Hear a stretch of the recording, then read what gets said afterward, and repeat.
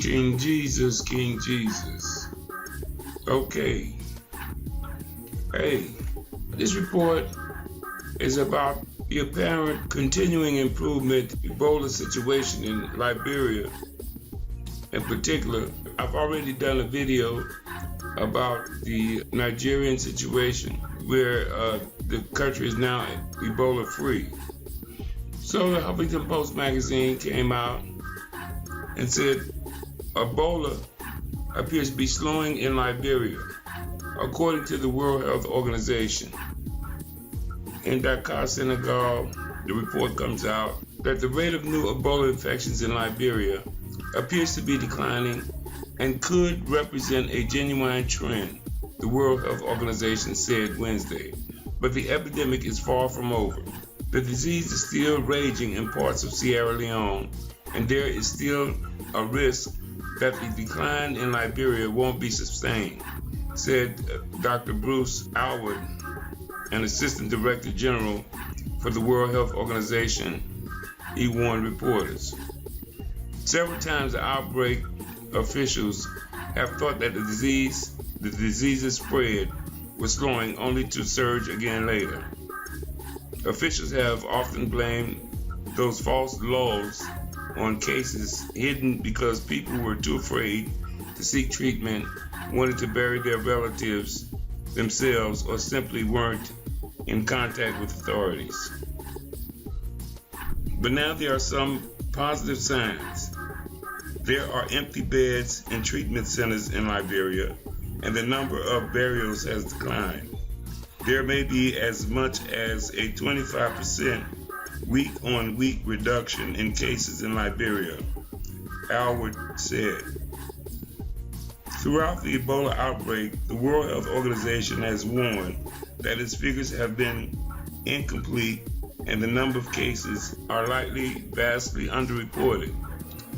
That is still a concern, Alwood said, but the trend nonetheless appears to be real. The epidemic in Libya may be slowing down, he said during the telephone press conference from Geneva. The slowdown could be attributable to a rapid increase in the safe burials of Ebola victims, an uptick in the number of sick people being isolated, and major public awareness campaigns on how to stop transmissions. So far, more than 13,700 people have been sickened with the outbreak, which has hit Liberia, Guinea, Sierra Leone hardest. More than 6,300 of those are in Liberia alone. Alwood cautioned against reading too much into the decline, saying that any let-up in the response could allow the disease to surge again. I am hopeful. I am terrified the information will be misinterpreted and people will start to think, oh great, this is under control, he said. That's like saying your pet tiger is under control. Liberia's Red Cross said Tuesday that teams collected 117 bodies last week from the county that includes Monrovia, down from the high of 315 in 1 week in September. And the government reported last week that only about half of the available beds in the treatment centers were occupied. Others were more reluctant to call the decline a trend.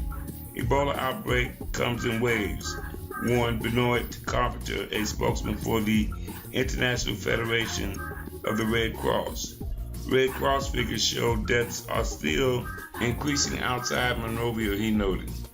It's possible that at least some of the decline is because cases are being hidden, a phenomenon that has plagued the response to the outbreak since the beginning, said Ella Watson-Stryker, a health promotions manager for Doctors Without Borders in Liberia. She said her team has learned of people doing their own burials in order to avoid a government order that Ebola victims in Monrovia be cremated. The government has also cited fears of cremation, a practice deeply at odds with the Liberian tradition, as a reason beds are empty in treatment centers. Watson Stryker added that people may be staying away from such centers because they are still confused about what kind of care is given at them. However, the decline is characterized, Allard said, the response must not be relaxed. This hasn't dropped off a cliff. There's a huge risk it wouldn't be sustained, he said awkward. It would be a huge mistake to think we can scale down the response. Instead, experts should redouble their efforts to track all the people with whom the sick have come into contact, a task that has been nearly impossible in many parts of the outbreak because of the sheer number of infections. There's also tremendous work still to be done outside Liberia. The western area of Sierra Leone, near the capital, have seen a particularly steady increase in cases lately.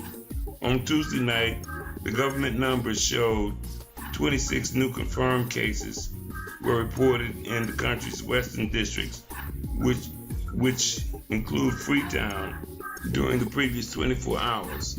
Similar or higher numbers have been reported every day for those districts in recent days.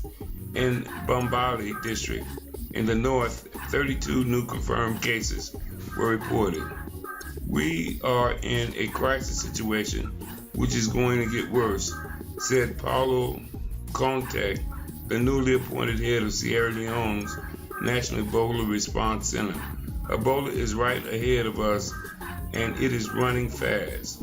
He urged areas of the country experiencing increase in cases to follow the example of stress where the disease spread is declining, avoid contact with the sick, bury the dead properly, and seek quick treatment for fevers.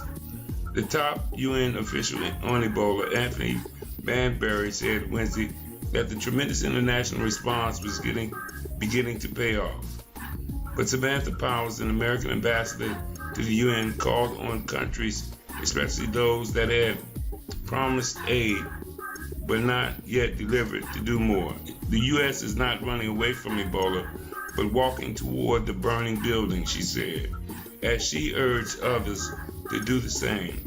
Powers spoke alongside Banbury in Ghana, where the UN mission on Ebola has its headquarters. Okay, my opinion of this is that they're not talking about what they're doing in terms of treating the patients. They're only talking about watching them die. They don't seem to be doing anything active to stem this infection. In other words, there's available treatments with Nano silver, also AIDS antiviral drugs, Lamuvidine and Lamuvidine. Both have been demonstrated by a Liberian doctor to be effective. I'll put the link to that in the box below. So I don't think they're doing enough in Sierra Leone or Liberia to stop AIDS from spreading there. They're doing a lot of talking, and they seem to have a lot of people involved with this talking, but they're not treating any patients, as far as I can tell, with anything other than just watching them die.